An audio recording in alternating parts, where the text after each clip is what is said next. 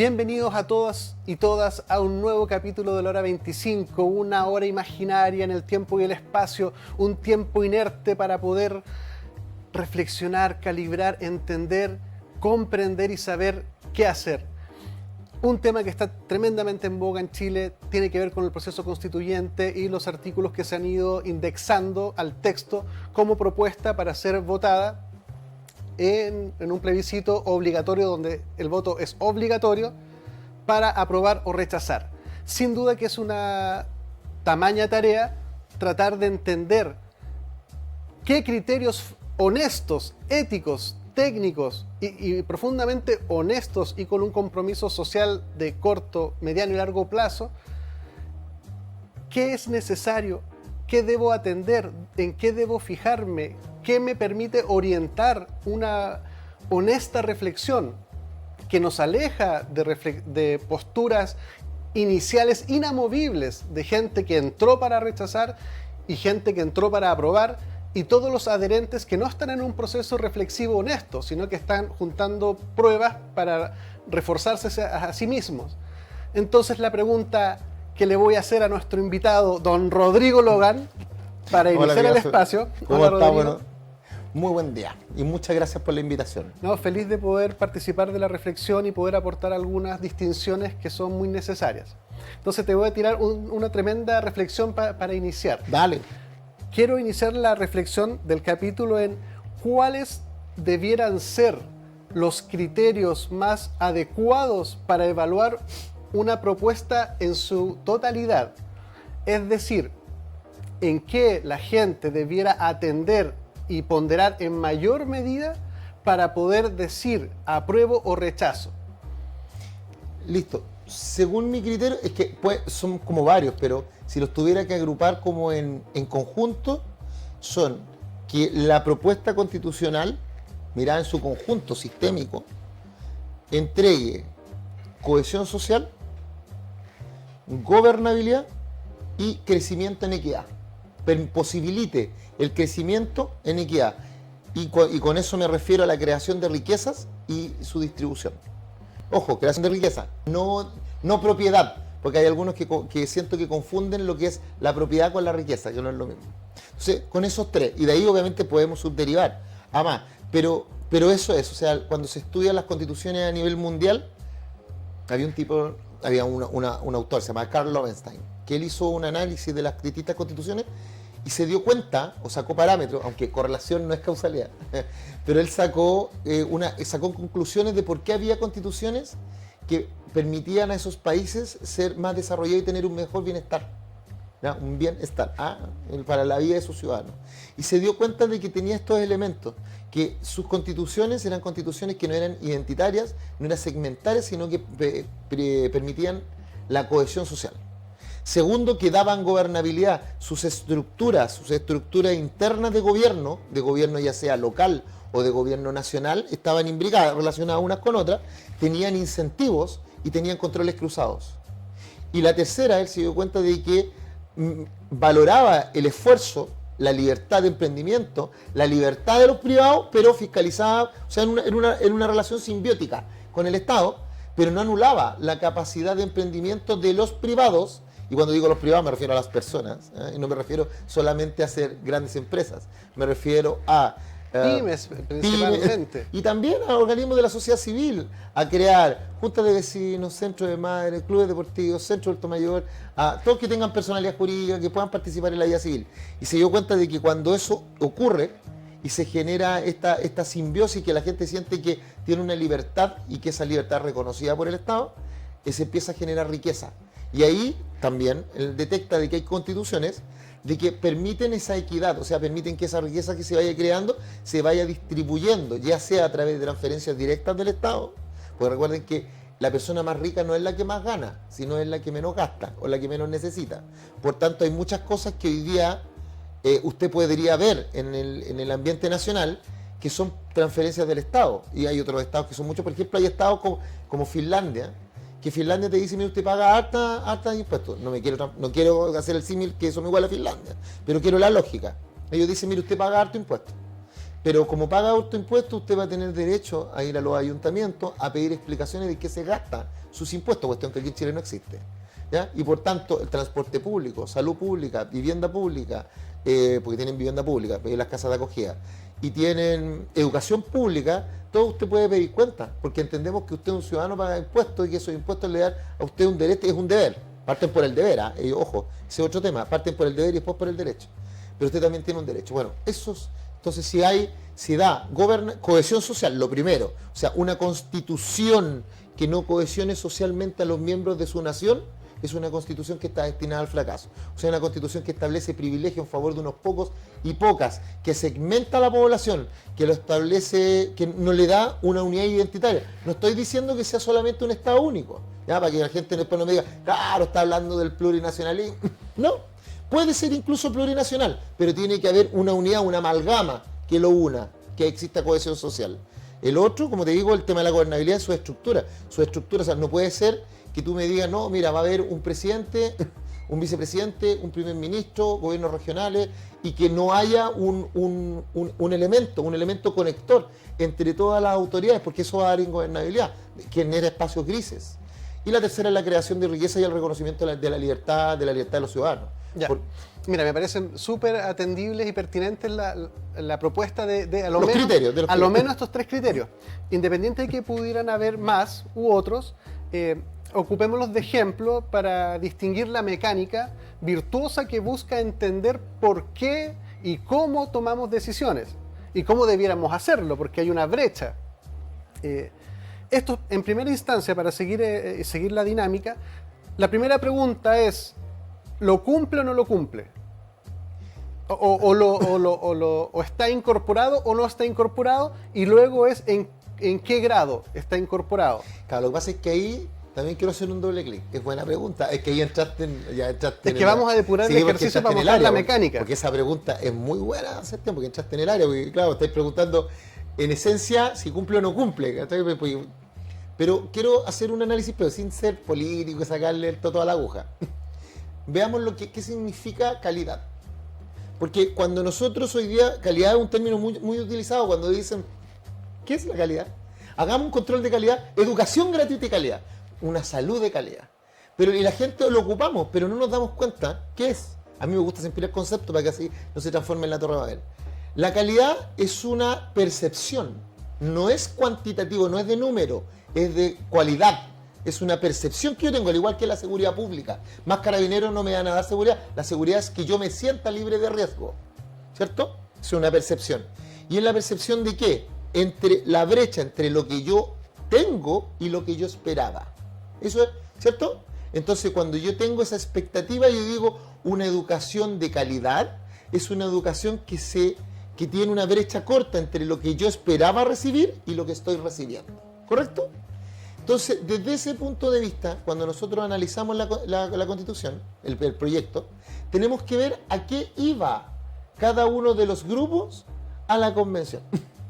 Y sobre esa base, veamos si lo miran sistémico o lo miran por segmento. ¿Y por qué? Porque si yo iba a la convención, ¿te acuerdas que nosotros en los primeros programas hablamos de que aquí había distintos grupos? Estaban las feministas, 8M, regionalistas, ecologistas, indigenistas, la gente que hablo a adultos mayores, gente en grado de discapacidad, los privados de libertad, y estaba también gente que venía con la idea de la Agenda 2030, porque lo dicen, de la ONU, y tratar de implementarla con su ODS, que son los Objetivos de Desarrollo Sostenible. Por otro lado, estaba la gente que trataba de mantener la estructura basal del eje de la Constitución del 80-2005, a propósito del principio de subsidiariedad, el rol de los privados dentro de los planes y políticas públicas. Ahí ya llevamos 8. Entonces la pregunta es, y quedémonos ahí, porque para no seguir, y esos 8 grupos van con la idea de una mirada sistémica del proceso, van a satisfacer su calidad, la calidad esperada por ellos, de un punto de vista sistémico, o solamente van a lograr el punto y con eso van a votar que sí cualquier cosa, o van a votar que no cualquier cosa. Claro, excelente precisión, porque la pregunta es, ¿cuáles son los criterios de satisfacción que están utilizando los constituyentes para emitir juicios de buena o mala proyecto de constitución. Porque hay que cuestionarlo. Porque eventualmente podemos estar ante gente que diga, mira, el criterio de satisfacción que yo tengo es simplemente que se apruebe el derecho a la salud. Y mientras eso esté ahí, yo voy a votar apruebo independiente de lo otro. Eso es un error. Hay que entender que hay cosas buenas que son necesarias para un proyecto bienestar del país, pero que no necesariamente son suficientes para emitir un juicio sistémico. Y quiero notar ese paso entre los que van votando porque se ponga alguna cosita de su propia conveniencia, de su propia ideología, de sus propias bases, que es legítimo, pero sería deshonesto o por lo menos intelectualmente pobre reducir una evaluación de una constitución que va a tener tremendos impactos en las tres variables que tú dices y entre otras más. Sí. Y el llamado social que yo pretendo hacer en este capítulo es decir, nosotros como sociedad tenemos que a lo menos acordar algunos criterios sistémicos comunes para evitar que la concentración de votos apruebo o rechazo sean resorte de particularidades. Porque si este sistema puede consagrar muchos derechos sociales robustos, como vimos en las últimas votaciones, que se indexan al texto, eso dice... Alguien puede estar pensando en su cabeza, listo, tenemos un robusto compendio de garantías estatales en variables fundamentales como vivienda, salud, educación, qué sé yo. Alguien puede estar pensando, listo, con esto yo voto apruebo. Y eso desnuda que no ha comprendido dinámicas relacionales, porque que el texto asegura un montón de cosas, la siguiente pregunta es, bueno, ¿y cómo se financia? Y si a continuación de eso encontramos que el resto de los artículos hace más difícil el emprendimiento, hace más difícil la inversión, complejiza a los actores económicos y puede darse que estamos apuntando a algo completamente que todo indica que no va a ser cumplible en ningún grado satisfactorio ni con calidad, porque esto que está acá, que tiene que apalancar esto, está descuidado o se ha ido complejizando. Entonces, y además tenía otro tema, tenía el tema de la trampa lingüística en que estamos cayendo. Bueno, es que quiero hacerte un clic y responder acá. Esa reflexión que tú haces es muy interesante, pero parte de una base. Tú partes de la base de que todos los convencionales están igualmente preparados. Y yo no estoy de acuerdo. Yo comparto tu juicio. Sí, pues, disculpen que lo diga, porque claro, en las redes sociales me retan, me dicen... No sé, yo no dejaría... Como hay un argentino que dijo, el problema de Chile es que dejó a la Galucha haciendo una operación al corazón. Perdón que lo diga, pero es así. O sea, cuando tú miras tratas de hacer que alguien tenga una mirada sistémica, esa persona tiene que estar preparada. No es el caso de la mayoría de los convencionales. ¿Por qué? Porque la mirada sistémica implica entender que este es un texto jurídico. Es un texto político a la vez, tiene una parte dogmática y una parte programática, pero tienes que haber conocido cómo funciona el poder ejecutivo, legislativo, o la función judicial, municipal, de administración interna del Estado, porque si no sabes, claro, te quedas con tu pura mirada, la mirada indigenista, regionalista, feminista, todos los istas, y eso te impide, pues claro, te centra acá y te impide que sea una mirada divergente, sino que haces una mirada convergente, solo al punto donde te sientes más cómodo, donde más conoces, donde está tu grupo de interés. Y en ese momento, ¿sabes qué? Te transformaste en lo que combates, porque colocaste al mismo nivel el interés público con el interés particular de tu grupo de seguidores. Entonces yo voy a analizar si tienen los artículos del regionalismo, listo, yo voto a favor. No importa que haya quedado la escoba en sistema político. O yo soy ecologista, pero no importa si quedó la escoba en producción, en el modelo económico, da igual. ¿Te das cuenta? Y ahí sumémoslo, por eso digo que mal preparados. Y ojo, porque hay mucha gente que me dice, claro, es que propone que hayan puro... No. Mira, a mí me encanta que haya la visión de todo tipo. Visiones del punto de vista médico, de las personas, las asesoras del hogar, porque hay una colega que habla del trabajo y el cuidado en el hogar, la gente con grave discapacidad, me encanta la visión, pero creo que se debió haber hecho un proceso previo de capacitación. No que todos se transformaran en abogados, pero que sí supieran la diferencia que hay entre una constitución y una ley, que sí supieran lo que es un decreto, que sí supieran... Y eso no tomaba más de 2 meses. Y ahí un estándar para poder nivelar la curva de aprendizaje para que llegáramos a hablar un idioma común. Eso hubiese ayudado mucho. Pero aquí viene el punto. Dado ese problema que ya tienes un segundo problema. Y el segundo problema es que el plebiscito de salida trae una trampa lingüística, en la cual vamos a caer todos, por lo menos desde mi punto de vista. Y que va tomado de lo que tú dices. No me permite a mí, Sebastián, decir que me gusta parte de lo que se escribió y que creo que es pertinente y que creo que aporta valor, y otra parte no. O todo o nada. Y como me dicen todo o nada, evidente que los que son políticas de nicho, los de nicho, van a ir a decir, si no me dieron lo que pedí, rechazo. Y si me dieron, me da igual cómo haya quedado la Constitución o el proyecto, yo voto a favor. Entonces se transforma en una votación de hincha, de galería, del tablón. Y además de eso, tienes otro problema. Para el rechazo es muy fácil, pues, amigo.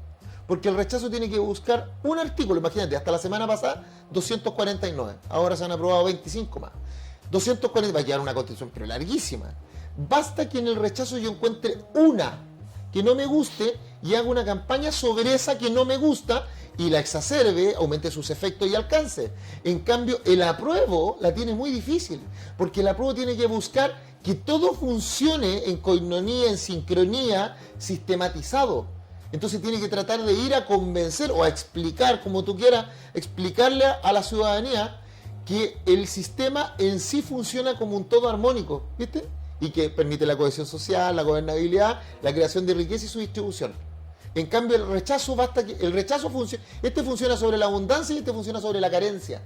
Pero ambos son válidos. Sí, pues qué interesante lo que tú señalas, porque claramente van a haber muchas más posibilidades de encontrar un artículo desastroso en un mar de artículos. Y el desafío para la prueba es lograr...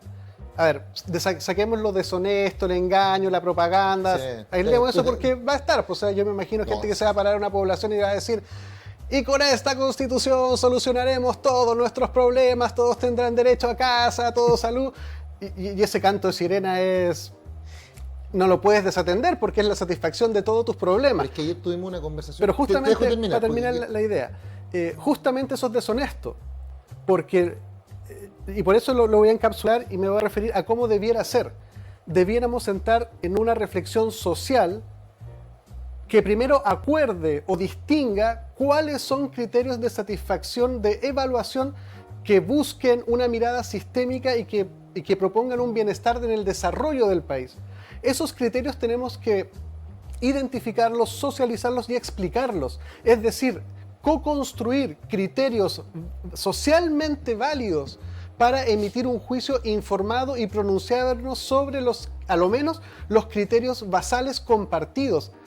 Si no está esa capa, cada uno va a votar por cualquier aspecto, por cualquier cosa, por lo que se le ocurra, y eso es un riesgo. Y ahí viene el tema de cuál es el rol de los convencionales. Mira, yo ayer tuve una reunión hasta tarde porque terminamos la votación como a la 1.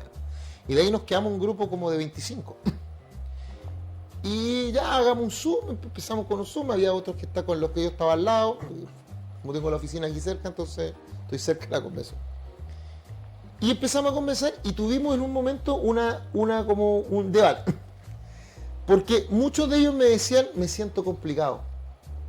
Me siento complicado porque no sé qué le voy a salir a decir a la ciudadanía todavía. Porque hay cosas que funcionan y son preciosas, pero hay otras que no. ¿Qué salgo a decir? Entonces, y yo expuse el punto, que no les gustó, pero para que veas que estábamos conversando, estábamos conectados con esto. Yo le dije: oiga, ¿y por qué les hace pensar a ustedes que los convencionales tenemos que salir a decirle a la gente por qué votar? ¿Por qué yo tendría que decirle a alguien vote apruebo o rechazo? Entonces me dijeron: porque para eso está, me dijeron. No, pues le dije, yo tengo una visión distinta y quiero proponerla, le dije. Nosotros no somos representantes como el Parlamento, como los diputados, diputadas, senadores, senadoras. Nosotros, porque ellos fiscalizan, los diputados fiscalizan, representan y legislan. Los senadores representan, legislan y dirimen conflictos en calidad de jurado. Esos son ellos. Nosotros no somos representantes, por lo tanto yo no tengo por qué ir a decirle a las personas vote rechazo, vote apruebo. ¿No? Lo que sí yo tengo que hacer como representante es representarlos al interior del proceso y luego salir a explicarles el proceso. Fíjate que nadie ha hecho eso. Y obviamente lo vamos a empezar a hacer acá, pero ¿alguien le explicaba a la gente qué es lo que es plurinacionalidad? ¿Qué es lo que es pluralismo jurídico? ¿En qué consiste el Estado regional? ¿En qué consiste el concepto de autonomía alimentaria? ¿En qué consiste el conocimiento pleno? ¿En qué consiste el deber de inferencia del Estado a propósito de los datos personales? La gente no cacha nada. Ese es tu rol, ir a decirle a la gente. Y luego de haberle dicho a la gente tú abres educación mutua, y después dejas que la gente vote, pero en conciencia, que él elija, no que yo elija. Porque claro, si no es fácil, pues amigo, yo sé que los políticos somos referentes de opinión, si yo lo sé, si no es para tapar el sol con un dedo. Lo mismo que las personas que participan en televisión. ¿O tú crees que alguien que participa en un matinal, le vamos a poner un matinal para que no tiene arraigado, o sea, no tiene poder de opinión frente a la gente? Influencia. Gracias. ¿No tiene influencia? Claro que la tiene. Si le dice a la gente, sabe que vayan para allá, mucha gente va a ir para allá. ¿Por qué? Porque creen. No es que todos creen que los abogados que salen en la tele son todos buenos. Ahí tenía un ejemplo. No, si sale en la tele es bueno, porque no es así, po. Pero tiene influencia. Lo mismo que los políticos. Entonces los políticos hoy día tenemos influencia en nuestros lectores, en nuestra gente, en los que nos siguen, ¿ah? La banda amiga que le llamo yo. Pero eso no justifica para decirle a la gente, porque al final del día tú, cuando te habla el político tú sabes que él está hablando desde el punto de vista técnico, desde su amor al país, desde su visión informada, preparada y sistémica, o te habla desde la guata, desde su odio, desde su sesgo, desde que ese día se levantó mal, desde que le tiene mal al gobierno o quiere al gobierno. ¿De dónde me está hablando? Pero yo lo creo, entonces tú me decías, Sebastián Benavente, el convencional. Y yo digo, Sebastián, claro, es que yo lo quiero tanto, ¿no? Si el Seba dice que es yo me paro de cabeza, si me dice que me pare de cabeza. Eso no es justo. Sí, ese es un buen ejemplo, porque uno de los criterios tradicionales para tomar decisiones es delegar el criterio a otro. Cosas como, si Jaime Baza dice que esto es bueno. Pero si Marcela Cubillos dice que es malo, es malo. Lo que está sucediendo es que uno, en vez de pensar, de reflexionar, de comprender y emitir un juicio, está diciendo, yo no voy a hacer nada de eso. Para mí es suficiente que mi representante, mi constituyente o mi referente me lo indique e inmediatamente yo voy a votar en coherencia. Pero eso es una deformación. Pero eso es irresponsable. Exacto, eso es la quiero. Ciudadanía, y ahí los miro a la cara. Eso quiero hacer notar. Los miro a la cara. Ciudadanía inconsciente, Ciudadanía inconsciente, porque es fácil pasarle la responsabilidad a otro, la papa. Es decir, si ganamos, gano. Si pierden, perdiste. O sea, somos capitalistas para las pérdidas y socialistas, socialistas para las derrotas y capitalistas para las ganancias. Todas las ganancias son mías y las pérdidas las compartimos. Somos socialistas en la derrota. No pasa nada, porque la ciudadanía es inconsciente. Cuando le traspasan esa responsabilidad que es gigantesca a su representante, pero gigantesca que tu representante pueda mover el dedo así como el emperador romano, y te diga para dónde vas, lo que tienes que decir, cómo tienes que vestirte, y tú dejas de pensar, de reflexionar, tu capacidad reflexiva crítica, y al final del día, tú nunca vas, insisto, le das tanto poder a ese representante que puede decir una burrada, una sandez, una estupidez, y tú lo vas a seguir, que es peor, porque él al menos tiene el propósito de que lo está haciendo por tratar de influir en ti, pero tú te dejas influir. Y terminas no pensando. Y eso al final del día, ¿qué es lo que hace? Que la ciudadanía también, dentro de esa inconsciencia, la ciudadanía cuando queda la escoba dice, fue el político. Pero nunca, por ejemplo, está pasando con el presidente ahora con el gobierno. Yo los veo y me da pena, porque el presidente, independiente que uno pueda pensar o no pensar como es, el presidente de tu país. No podéis no ayudarlo. Incluso puede ayudarlo a través de la oposición bien intencionada, la oposición propositiva, pero se le olvida con cuánto porcentaje salió el presidente y que ahora ha ido bajando. Claro, ahora le dan vuelta a la espalda, pero al principio, cuando querían todo, cuando la expectativa estaba alta, ya que estamos hablando de expectativas, todos salieron a votar, y todos lo aplaudían, y en cambio ahora que las cosas van mal, la ciudadanía se da vuelta. Eso no es justo. No es justo, pues no te haces cargo tú como ciudadano de tu rol de cuidar la democracia de la república. Aquí nosotros hemos tenido sucesos en nuestro país donde hemos perdido la democracia y los encargados de custodiarla, ¿dónde estaban? ¿Ah? ¿Se fueron del país algunos o otros no estuvieron? Estoy diciendo se fueron no porque porque se fueron exiliados, sino porque se fueron porque no se quedaron a dar la pelea que tenían que dar para proteger la democracia. ¿Te das cuenta lo importante que es que los ciudadanos asumamos nuestro rol? Justamente desde ahí viene un poco esta invitación a este capítulo de decir, nosotros como ciudadanos que tenemos un rol trascendental en este proceso, tenemos que evitar todos los atajos que impiden que entremos en reflexión y en comprensión. Porque si finalmente va a pasar lo que tú señalas, que o mucha gente va a ir por el apruebo en atención a criterios parciales, como lo robusto de los derechos que consagra la Constitución es suficiente para mí para votar apruebo a todo evento, eso es muy irresponsable socialmente. Socialmente, yo entiendo que el que tiene una lucha con el cáncer, qué sé yo, y tiene un familiar, atiende y sobrepondere ese aspecto de que el Estado asegure eso. Pero eso no le quita la responsabilidad de evaluar si los otros componentes la están acercando o alejando de ese objetivo declarado. Porque si finalmente no se genera un sistema que financie lo que el Estado está comprometiendo, eso básicamente va a ser, yo lo grafico como... Y va a ser como, mira, echémonos arena movediza en los pies y mientras el Estado más patalee para salir, llámese recaudar más impuestos, cobrar más, subir todo para que haya más dinero, el país va a estar en una arena movediza y se va a empezar a hundir.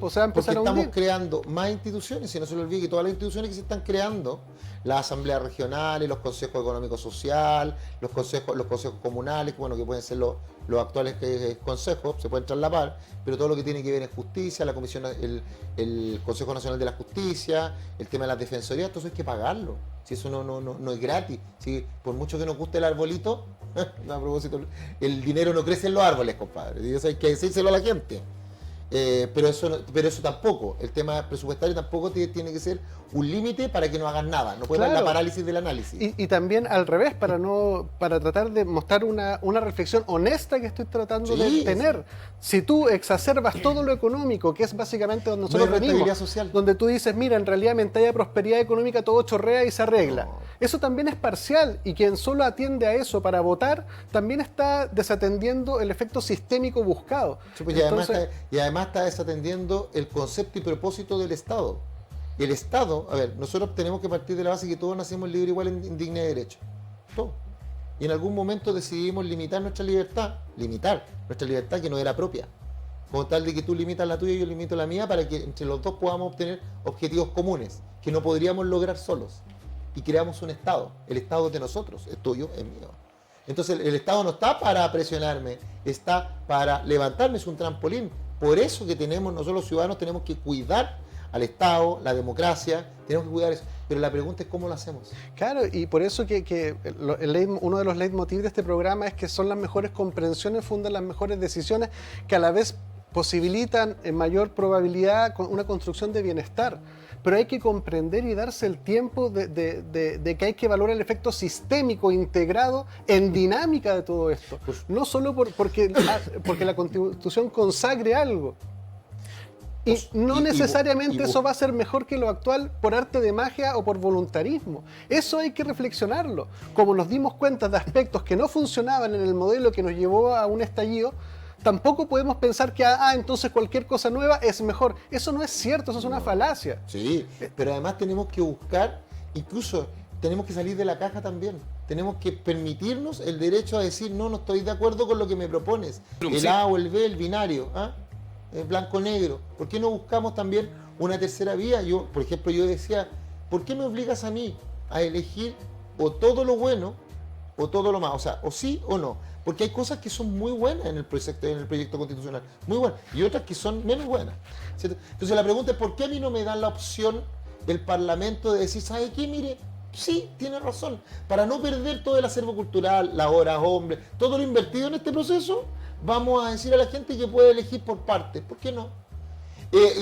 ¿O por qué no decir, saben que ahora les vamos a dar más tiempo a la Convención Constitucional? 3 meses, no se pide más, 3 meses para que el periodo de armonización, importantísimo, armonización, preámbulo y normas transitorias sea correctamente razonado y no a matacaballo como está haciendo hoy Claro, día. porque fíjate que Porque- hay... ¿Mm? Perdón, muy bonito que tenemos que además ir a los spots.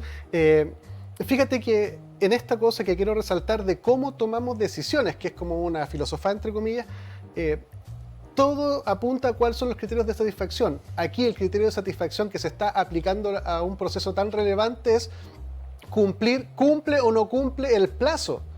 Que eso es un criterio para mí secundario, terciario, porque el primer criterio de satisfacción tiene que ser, primero, les dimos los recursos necesarios para llevar un proceso honesto, técnico, reflexivo, para generar la mayor probabilidad de un texto que sea armónico y que funde las mayores probabilidades. Ese es un criterio distinto a si están cumpliendo el plazo. O sea, ojo, y dentro de ese criterio del plazo también hay un doble clic. Porque yo les digo, a ver, analicemos. Teníamos 12 meses. El primer mes, porque hay que hacer memoria, porque el pueblo sin memoria no tiene historia, dicen por ahí. El primer mes, la convención por falta de preparación, por todo lo que tú quieras. El primer mes nos dedicamos a pelear con el gobierno. ¿Sí? ¿Te acuerdas? Sí, Que faltan computadores, falta no tenemos computadores, redes que sociales. el presidente Piñera aquí, que el ministro allá, y sacamos a 2 secretarios ejecutivos, que fue el Pancho Encina y después Catalina Parot, Francisco Encina Parot. Ya.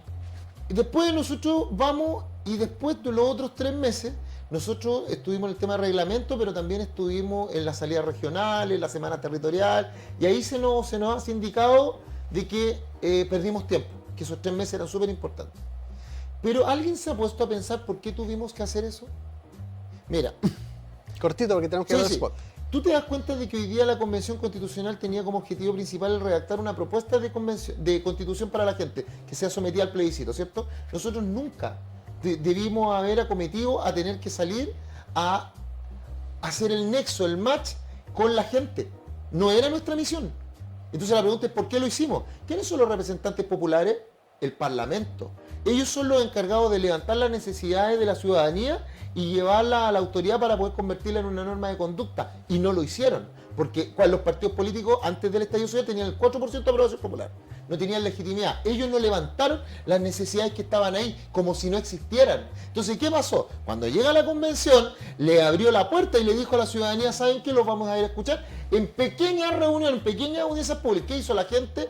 Como nunca lo habían escuchado, salen en masa a decir de todas las regiones quiénes. La gente privada de libertad, los migrantes, feministas, regionalistas, ecologistas, gente con grave discapacidad, niños y niñas y adolescentes, mujeres, personas en grado de vulnerabilidad, el campo, todos. ¿Sabes que fue una avalancha de gente la que viene y que no se había sentido escuchar?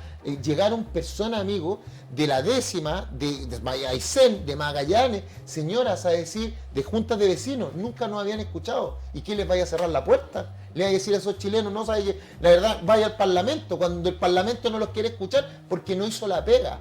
Entonces, por esa consideración, que yo creo que es de orden moral, y con esto termino, de orden moral, el Parlamento debería entregarnos 3 meses, porque ellos no hicieron la pega, desde el concepto de la responsabilidad. Como ellos no hicieron la pega y nosotros tuvimos que hacer parte de esa pega, merecemos que nos den 3 meses. Ahora, ¿más tiempo va a mejorar? Esa es otra conversación. Otra conversación. Entonces, para ir a los spots comerciales y volver con esta interesante búsqueda de comprensión, yo invito a la sociedad a entrar en reflexión para acordar cuáles son los criterios más adecuados, sistémicos, en dinámica, en el tiempo, en las implicancias que funda, para poder tener una votación honesta, consensuada, que además al final nos dé la tranquilidad de decir votamos a conciencia. Y eso implica hacerse cargo de las consecuencias e implicancias tanto positivas como negativas que se fundan con las cosas. Honestamente, como sociedad tenemos que comprender lo que estamos haciendo y desde esas comprensiones que fundan posibilidades y haceres en el mundo, tenemos que ser capaces de entender cuáles son los 5, los 10, los 15, los 20 criterios más adecuados para que como sociedad entremos en reflexión y hagamos una votación ética, comprensiva, y salgamos de sesgos para tomar decisiones como el desplazar la responsabilidad o simplemente atender a un aspecto particular over la implicancia a determinado grupo pequeño de cosas. Esto es una cosa que tiene que ver con el país entero y con el sistema. Algo que arregla una parte de un problema, pero funda problemas mucho más grandes en otras dimensiones, no es una buena decisión. Y para poder votar este texto tan relevante tenemos que entrar a comprender qué debemos atender y qué ponderar. Denle una vuelta y volvemos luego a los spots.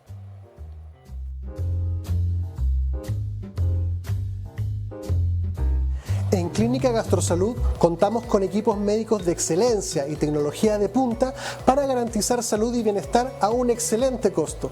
Contamos con servicios médicos integrales especializados en tratamientos gástricos y programas completos para la obesidad. Realiza tus reservas de hora en la página www.gastrosalud.cl. En Clínica Apoquindo contamos con una infraestructura de primer nivel para ofrecer servicios de instalación de balón gástrico, pellet antialcohol, cirugías plásticas reconstructivas, cirugías estéticas, kinesiologías, psicología, psiquiatría, nutricionista. Visítanos en www.clinicapoquindospa.cl. Clínica Medical Home, líder a nivel nacional en hospitalización domiciliaria y servicios ambulatorios para pacientes agudos, subagudos y crónicos. Clínica Medical Home entrega a su disposición experiencia y trayectoria en salud a través de servicios especialmente pensados en las necesidades de cada persona, adaptando el concepto de comodidad a sus instalaciones y residencia mediante altos estándares de calidad. Visítanos en www.cmhchile.cl. Clínica Medical Home. En Logan Abogados contamos con profesionales altamente comprometidos con los intereses de nuestros clientes. Nuestro staff está capacitado para entregar mucho más que una asesoría integral y especializada, pues buscamos proporcionar la tranquilidad que sus intereses merecen y necesitan. Visítanos en www.logan-abogados.cl. En Clínica Nueva Costanera trabajamos día a día por tu salud y la de los tuyos. Contamos con una amplia trayectoria entregando salud y bienestar con servicios médicos integrales, gastroenterología, endoscopía, pellet antialcohol, programa de balón intragástrico, bioimpedenciometría, entre otras prestaciones. Visita nuestra página www.clinicasnuevacostanera.cl e infórmate de todas nuestras prestaciones.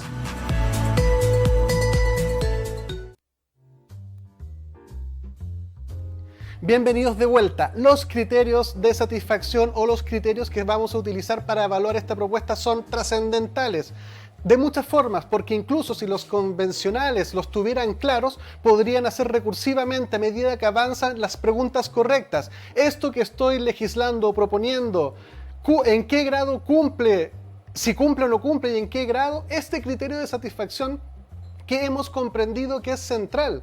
Por tanto, se podría avanzar chequeando permanentemente la cercanía o lejanía, la satisfacción o el cumplimiento y en qué grado lo que se va indexando al texto o al borrador del texto satisface eso.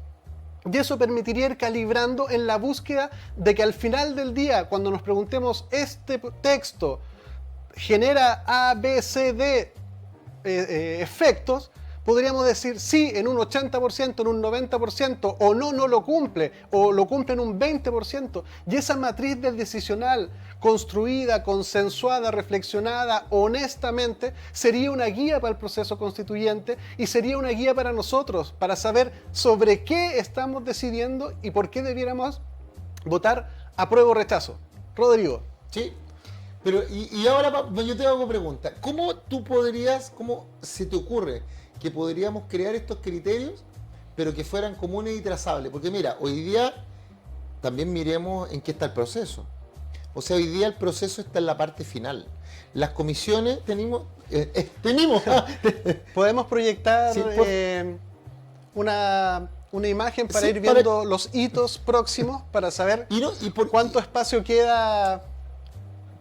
Claro, porque está en pantalla, me dicen. Sí, porque ahora, si nosotros vemos, mira, el plazo máximo para que las comisiones entreguen su informe pendiente, 8 de abril. Todas las comisiones terminan al 29 de abril, o sea, de este mes esta semana a la otra. Las 7 tienen que haber entregado sus informes, los informes de sus 3 informes. Generalmente se dividieron en todas las temáticas hasta 3 informes. Entre el 25 de abril y el 4 de mayo empiezan los patrocinios para la Comisión de Armonización. ¿Cuál es la Comisión de Armonización? 38 convencionales,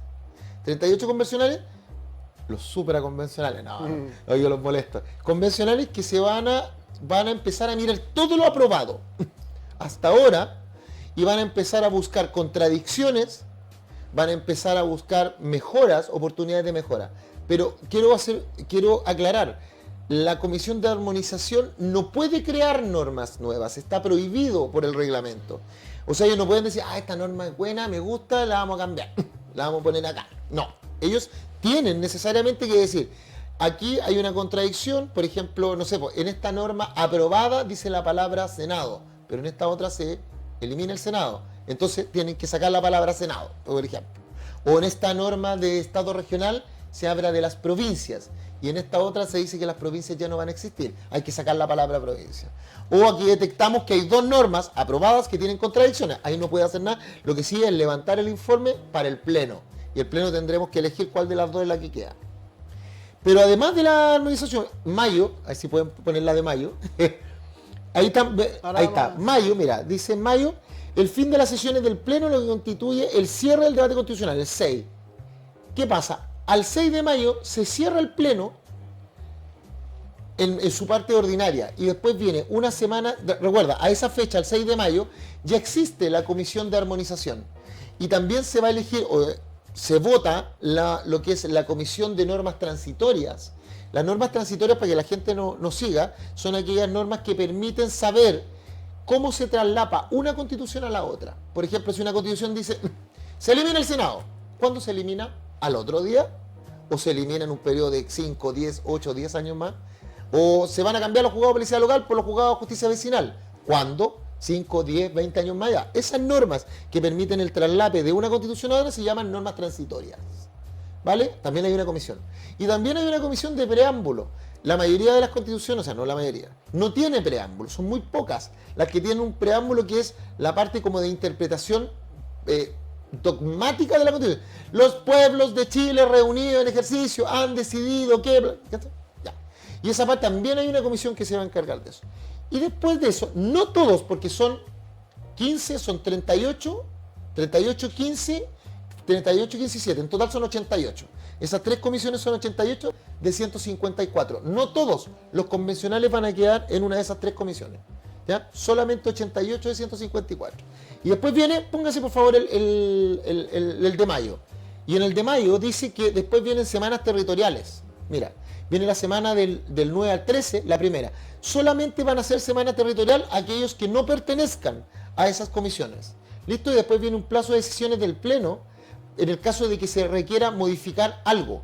O sea, si realmente en la Comisión de Armonización encuentra que hay una diferencia entre 2 normas que no puede resolver, porque armonizar no puede decir, esta norma la prefiero por la otra porque ambas normas fueron aprobadas por 2/3, de ahí para arriba.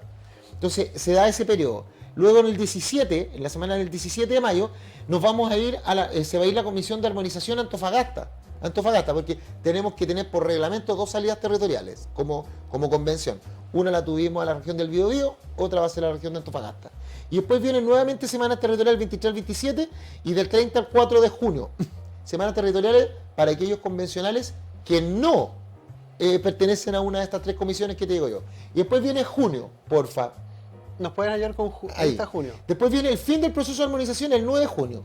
El 13 en la Comisión de Armonización presenta su informe al Pleno. Mira, junio. Y recuerda que el proceso, la Constitución tiene que estar escrita antes, o sea, el proyecto presentado antes del 4 de julio con L. Y aquí vamos junio. El 9 termina el proceso de armonización. El 13, esa comisión de armonización, los 38 supra hombres y mujeres, entrega al Pleno. Y entre el 15 y el 16 los convencionales podemos presentar indicaciones. ¿Ya? Indicaciones a las propuestas presentadas por la Comisión de Armonización. Por ejemplo, queremos que se restablezca el Senado. ¿Ya? Por ejemplo. Y ahí hago la indicación. O queremos que se suprima el Senado, hago una indicación. Y después viene la revisión y comparación de las propuestas del 22 y entre el 23 y 29. Ahí, o sea, si tú me quieres decir el día más histórico, así como el que no te podéis perder, son esos plenos. Las del 23 al 29 de los proyectos de votación del pleno de la nueva constitución. Y yo sueño, es una cuestión loca desde cabros chicos, sueño con que don John Smoke, el secretario, diga, señores, última votación. El último artículo, independiente de que allá después hagamos el análisis, si salió o no, y que sea la última votación y que diga, ha quedado concluida el debate constitucional de la propuesta de constitución para la República de Chile. Eso va a ser así como, no es para llorar, pero entonces queda tan poco y tenemos tantas cosas por hacer, que yo te pregunto a ti, ¿cómo fijar los parámetros dentro de ese elemento? Los parámetros, los criterios de los convencionales. ¿Cómo logramos tocarle el corazón a algunos convencionales y que salgan de la caja y salgan de su idea fija? Hay algunos que tienen ideas fijas. Entonces tú los ves, ahí imagínate. Esta semana estuvo el tema de derechos fundamentales, donde se hizo el debate sobre el segundo informe de la comisión número 2, de la Comisión de Derechos Fundamentales, que es la 4, y donde se habló de los derechos de los adultos mayores, los niños, niñas y adolescentes, personas con discapacidad, la vivienda digna, el tema del derecho a la inferencia y a los datos de carácter personal, el tema de los cuidados, nuevamente el tema de la participación indígena. Y yo escuché detenidamente, a mí me gusta mucho escuchar los discursos. Habían discursos de odio de unos por otros. Habían discursos de resentimiento tremendo, que ni siquiera atendían al punto de lo que estábamos hablando, sino que era pegarle el balazo al de al frente. Y me dio pena, me dio mucha tristeza, porque dije, nos estamos farreando la oportunidad. 212 años le costó a Chile tener este proceso constituyente. Un proceso por y de la ciudadanía, del pueblo. Pueblo somos todos. El tema es, ¿por qué no estamos farreando? Y a mí me dio mucha pena porque veía cómo se tiraban balazos y como no estaban pensando en la gente. Porque al final del día, tú sabes que si nos tiramos balazos, unos con otros, estoy hablando desde el punto de vista lingüístico. Desde el punto de vista lingüístico, al final es un pierde-pierde. Pero ¿sabéis quién pierde más? No pierden los convencionales, que ya al final quedan para la historia en un libro de la República de Chile. Pero la gente vulnerable, la gente que tiene su anhelo y esperanza en lo que está haciendo la convención, esa gente va a perder. Porque si gana el apruebo con un mal texto, como tú decís, gana el apruebo con un mal texto, voy a votar lo que sea, con total de eliminar la constitución de la dictadura, como dice, o la constitución del 80-2005, yo voto lo que sea. Hay gente que es así, y lo dice Sebastián, lo dice, con ese grado de irresponsabilidad, de capricho, voto lo que sea. Hay otras personas que dicen, no, esta constitución es tan mala porque la constitución del 80-2005 es maravillosa y le rinden homenaje, entonces no voy a votar rechazo, independiente que haya cosas que les gusten, porque lo dicen. Hay estas cosas es buena, pero no.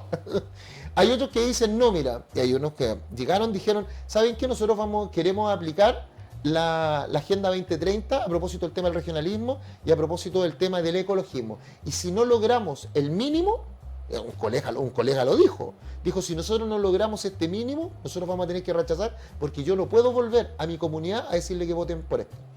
¿Cachai? Yo cuando lo miré lo encontré así como triste, porque dije, eso no se puede, un representante no debería decirlo.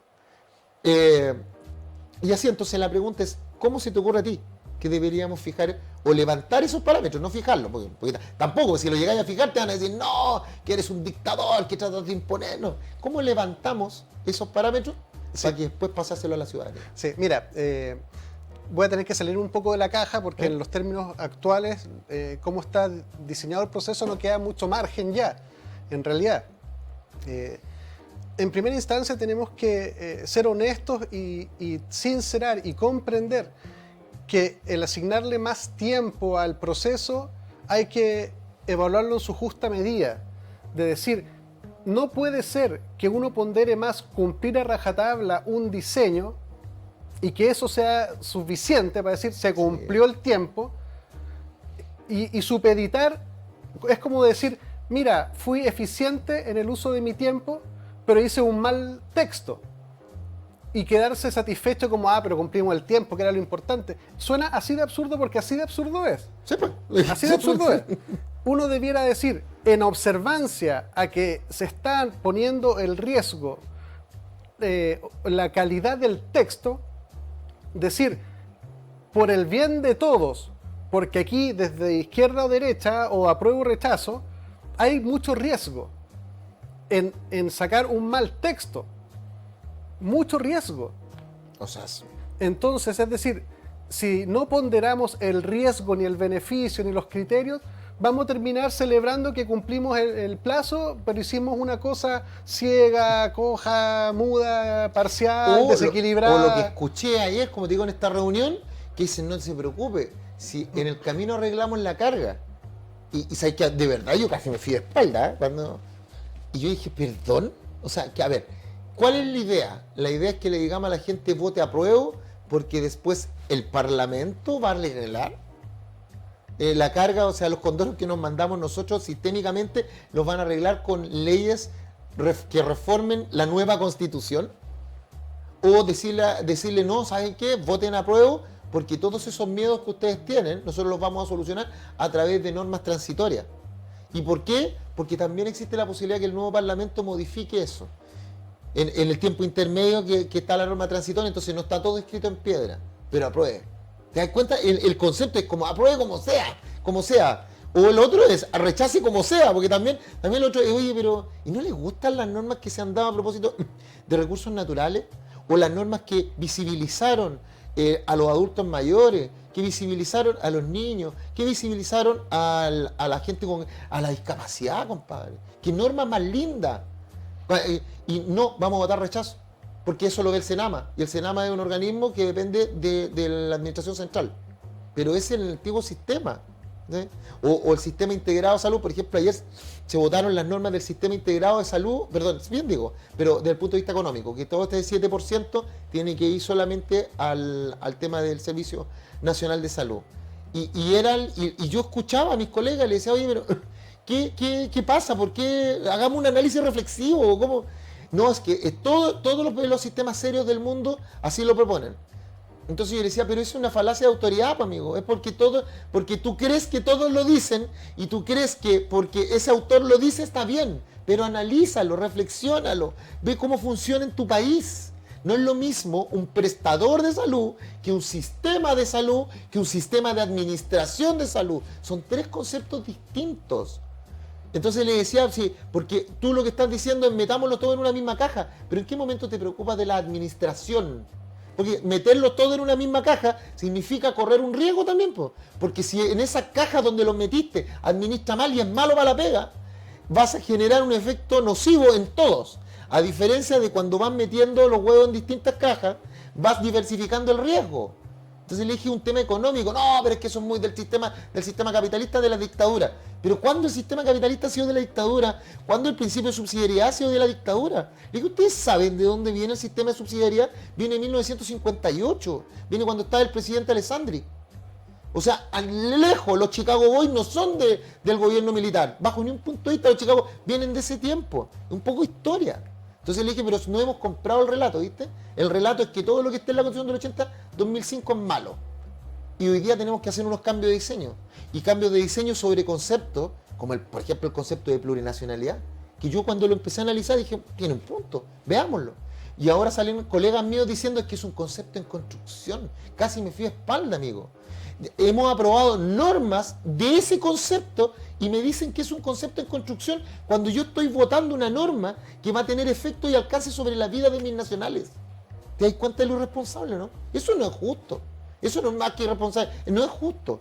Porque la pregunta es, mira, yo me acuerdo un cartel Nos queda un minuto. Sí, la protesta de un cartel que decía, ¿y para qué?